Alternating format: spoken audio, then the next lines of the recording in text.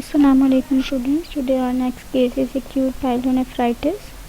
After studying this case, we will able to know what is acute pyelonephritis and what are the treatment plan for acute pyelonephritis. Let's see the case. Miss WS is a 26-year-old woman, previously fit and well, admitted with a 2-day history of shaking, chills accompanied by high fever and pain in the joints and muscles, including flank pain, which is made worse on movement. She also complained of nausea, loss of appetite and headache. ठीक है, तब miss WS जो है वो 26 years old lady हैं. She was okay, लेकिन 2 दिन में से जो है उन्हें shaking, chills, high fever, pain था जॉइंट में, मसल्स में, और जो है मूवमेंट पे यही पेन वर्स हो रहा था जॉइंट्स और मसल्स का. और जो है इसके अलावा उन्हें नोज़िया, लॉस ऑफ एपेटाइट और हेडेक था. ठीक है, उनकी जो करंट कंप्लेन है at the time of admission वो यही थे कि 2 दिन से shaking, chills, high fever, pain in joints and muscles, on movement it become worse. Additional complain was of nausea, appetite and headache. Examination पे टेम्परेचर इज़ 38.5 एंड यूरिनालिसिस में sign of haematuria और unpleasant odour है. Serum creatinine was checked, which is about 136 micromole per liter, and it is increased. ठीक है, serum urea is 8.4, which is also high. The doctor ordered a full set of blood tests, including U&E, and full blood count, blood culture, urine sample for urinalysis, and culture the renal ultrasound. A diagnosis of acute bacterial pyelonephritis was made, which was later confirmed when the urine culture grew Escherichia coli. Right? जब ये examination पे जब serum and urea results high आ रहे थे तो further blood test और दिया गया, जिसमें कंप्लीट ब्लड काउंट था, ब्लड कल्चर, यूरिन सैंपल, और फिर जो है इनके बेसिस पे पायलोनेफ्राइटिस डायग्नोज हुआ. और फिर ये फर्दर कंफर्म हुआ जब यूरिन कल्चर में इसके अलावा कल्चर पॉजिटिव आया. अब इस केस के अंदर में just we have to know what is pyelonephritis and what are the treatment plan for the pyelonephritis. What is acute pyelonephritis and what are the risk factors associated with developing this condition. Pyelonephritis is an infection of the kidneys and ureters, usually from bacteria that spreads upward from the bladder. Right? Pyelonephritis basically infection है जो usually bacterial infection होता है, जो कि bladder से upward की तरफ move करता है और किडनी या यूरेटर को इफ़ेक्ट कर रहा होता है. If not properly treated, it can lead to permanent scarring of the kidneys with resultant kidney damage and loss of kidney function. अगर हम पायलोनेफ्राइटिस की ट्रीटमेंट ना करें तो किडनी स्कैरिंग हो जाएगी, जिसकी वजह से किडनी डैमेज और लॉस ऑफ किडनी फंक्शन होगा. जो रिस्क फैक्टर्स इन्वॉल्व हैं पायलोनेफ्राइटिस में, उसमें यूरिनरी ट्रैक्ट इन्फेक्शन है, ब्लैडर इन्फेक्शन है, इंडिविलिंग यूरिनरी कैथेटर है, urinary tract surgery, pregnancy, prostate enlargement, kidney stones, tumor of the urinary tract, immunocompromised patients, patients on immunosuppressant drugs and steroid therapy. These are the factors which are responsible for the pyelonephritis. These risk factors are not always a direct cause of the disease but seem to be associated in some way. Having a risk factors for pyelonephritis makes the chances of developing the condition higher but does not always lead to pyelonephritis. Conversely, the absence of any risk factors does not necessarily mean a person will not develop pyelonephritis. Right? Now we will come towards the medication of pyelonephritis. Ms. WS has been prescribed ciprofloxacin 500 mg twice daily for 12 days. She already had 48 hours of intravenous antibiotics. She should be advised to take them at regular interval, ideally 12 hours apart. Twice daily recommend किए ciprofloxacin, जिसके अंदर regular intervals का ख्याल रखना है, that is 12 hourly. To complete the prescribe course unless otherwise directed. Not to take milk, indigestion remedies or medicines containing iron or zinc at the same time of day as the ciprofloxacin, right, because it forms chelates and the efficacy decreases due to the formation of chelates or complex. So it is recommended not to take milk. To swallow the tablets whole and not chew them. To be aware that this medicine may cause drowsiness and may affect her ability to drive motor vehicles, and to report any adverse effects to her general physician. Other than these side effects, if patient is facing some other adverse effects, then she should consult general physician. To assess the effectiveness of the antibiotics, points to be monitored include. Now, how could we know that the antibiotic is showing the result positive? For this purpose, we have to monitor it by monitoring the patient's temperature, patient pain score. Urinalysis should show no blood or protein. Urine culture should be negative, that is that no bacteria should be grown, and renal function test should return to the normal range. As we have seen in the case that the serum creatinine level was increased, so if that value decreases to the normal values, then we will consider that ciprofloxacin is showing positive results and it's showing its effectiveness. I have a small task for you people, that you have to search out what is the formula of creatinine clearance for male and female.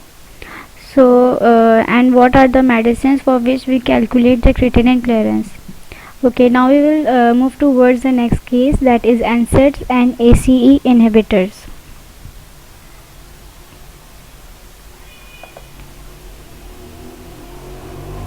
The scenario is Mr. VC is a 65-year-old man.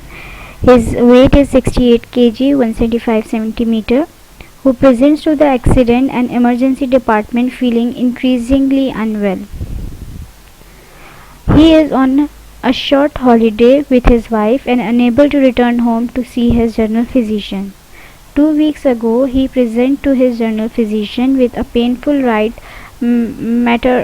metatarsal pharyngeal joint due to gout, for which his general physician prescribed indomethacin 50 mg 3 times a day and ranitidine 150 mg twice daily. The gout pain is now resolving. On admission, Mr. VC was pale, lethargic and breathless.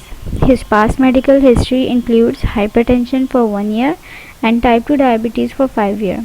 His routine medication comprises flumethazide 5 mg for last 6 months, increased from 2.5 mg. Ramipril 2.5 mg, started 6 months ago. Decazide 40 mg.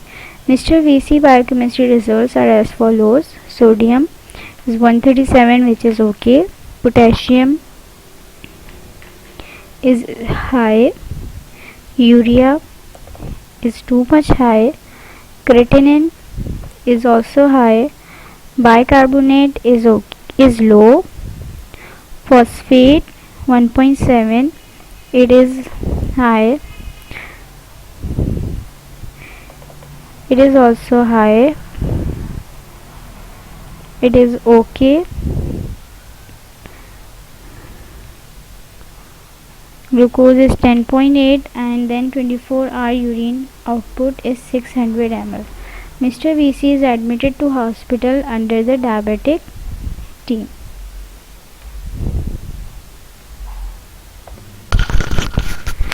After doing that task that which I have given you to find out the formula of creatinine clearance for male and female by putting that formula, which is called Cockcroft-Gault modification of diet in renal disease. Okay, by this formula you have to put the values and then find out the creatinine clearance. Then you have to look the pharmaceutical factors may have precipitate acute renal failure in this patient. By what mechanism can non-steroidal anti-inflammatory drugs cause renal impairment? By what mechanism can ACE inhibitors cause renal impairment? Okay, these are the medicines which the patient is taking. So is there any side effects which is causing renal impairment? Next is, what are the main medical pharmaceutical problems now? Relate these to the patient test result. How might these problems be managed? We will look these questions answers of question number 5 and 6, but you people have to find out the answers of these above 4 questions, that is the calculation of creatinine clearance, renal function, and then patient pharmaceutical factors, that is precipitating acute renal failure, and then the mechanism of NSAID which is causing renal impairment, and is AC inhibitor is responsible for causing impairment. What are the main medical pharmaceutical problems now? Relate these to the patient test result. The main pharmaceutical problems are acute renal failure, grossly elevated serum creatinine and urea, and 24 hours urine output only 600 ml, right? Then hyperkalemia, raised serum potassium level, as we have seen in the lab results.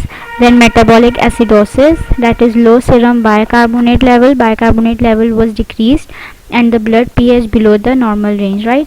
Bicarbonate and the pH level was below the normal range, so there is a problem of metabolic acidosis. Potassium level was increased, so it is hyperkalemia. Hyperglycemia level was high, so fasting blood glucose level is high. How might these problems be managed? We have seen the problems by relating the results to the normal ranges. Now we will solve the problems. Treatment of acute and renal failure. There is no actual treatment for acute renal failure. Just provide supportive measures, for example renal replacement therapy, that is dialysis. Treat the symptoms, and if possible the underlying cause, and wait to see if renal function is recovered, right? There is no such treatment for the acute renal failure, but we can do some replacement therapy, which is dialysis, and the symptomatic treatment is done, and then we check through the different tests that renal function is recovered or not. Many texts suggest using high dose loop diuretics such as furosemide to try and force the kidney to work. Furosemide should only be given if the patient is evolemic to or fluid overloaded. If the drug fails to induce diuresis, then it should be discontinued, as further use merely increase renal damage, right? One of the drug is known that is furosemide. It could be used if the patient is fluid overloaded. If not, then it is better not to use furosemide. And if the results are not showing any if the patient is not giving any positive response, then it is better to discontinue furosemide, because it will further increase the renal damage. Next drug is mannitol. Has been used as theoretically it induces osmotic diuresis, right?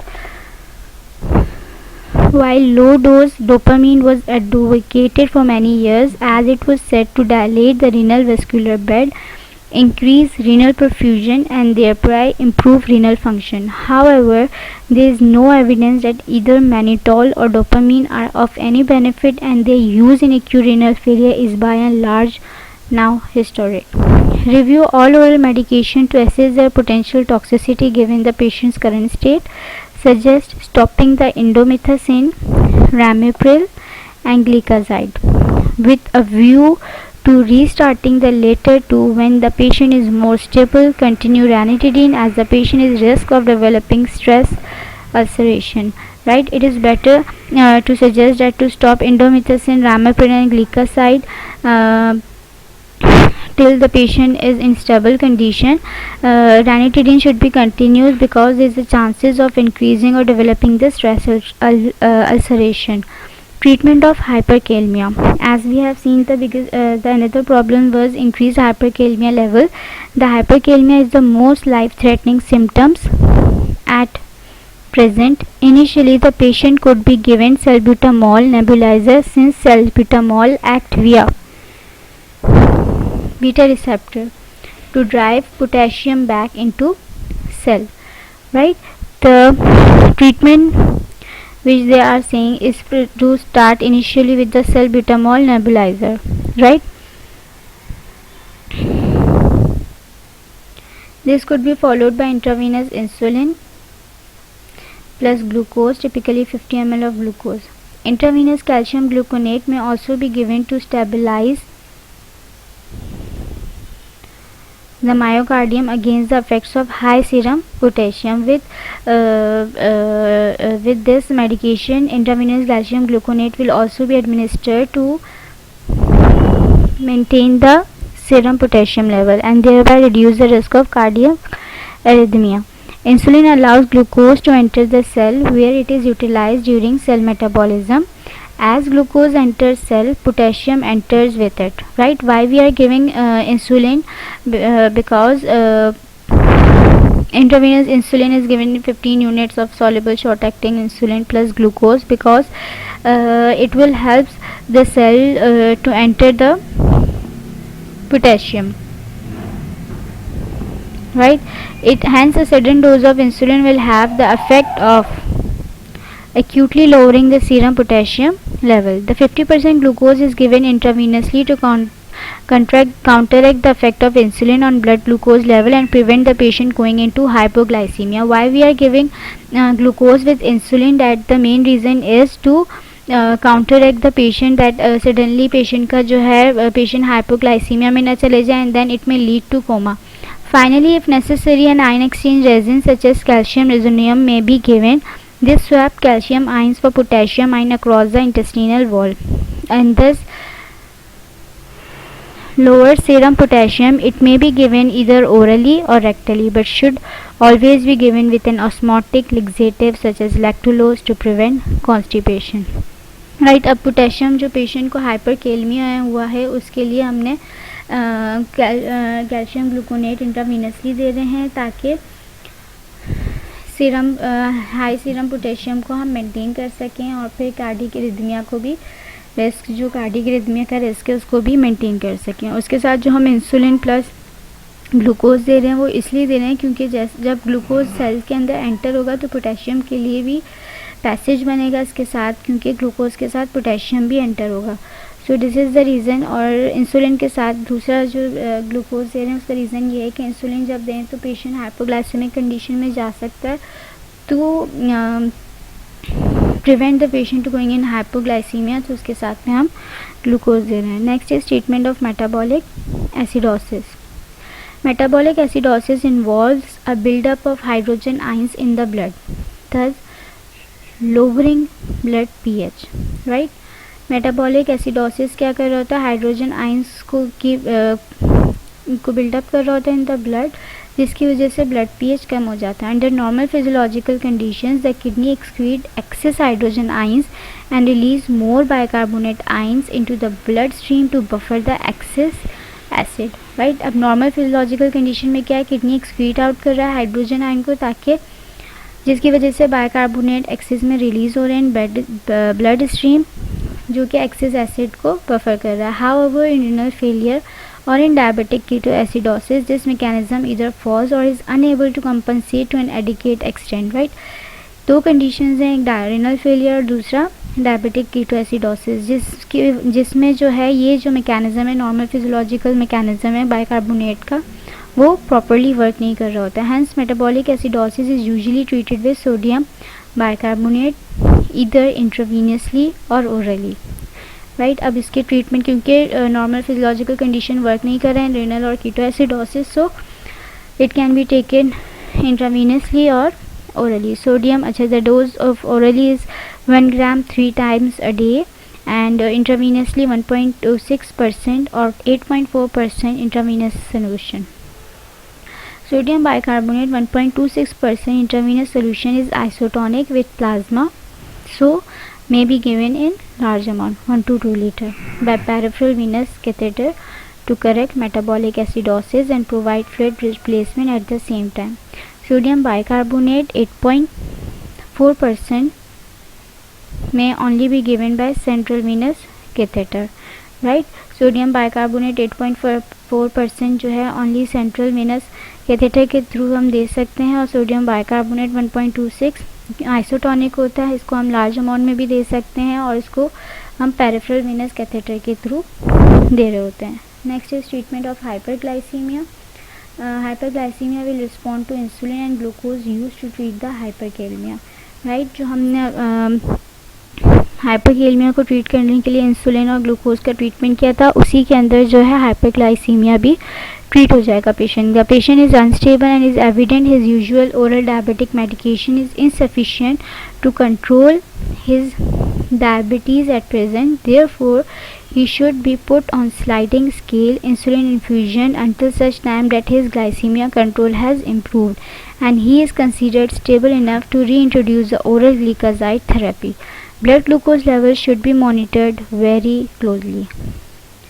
हाइपरकैलमिया में जो हम treatment कर रहे थे for treating हाइपरकैलमिया, उसी के साथ जो है हमारा हाइपरग्लाइसीमिया का भी ट्रीटमेंट हो रहा है। पेशेंट प्रीवियसली जो है डायबिटिक ओरल मेडिकेशन ले रहा था, बट एज सच कोई इफ़ेक्ट नहीं आ रहा था टिल जब तक जो है पेशेंट का हम इंसुलिन के थ्रू कंट्रोल करेंगे। आफ्टर दैट जब पेशेंट स्टेबल हो जाएगा, देन वी विल री इंट्रोड्यूस द ओरल ग्लिकाजाइड थेरेपी, ठीक है। ब्लड ग्लूकोज लेवल को मॉनिटर करना है हमें वेरी क्लोजली।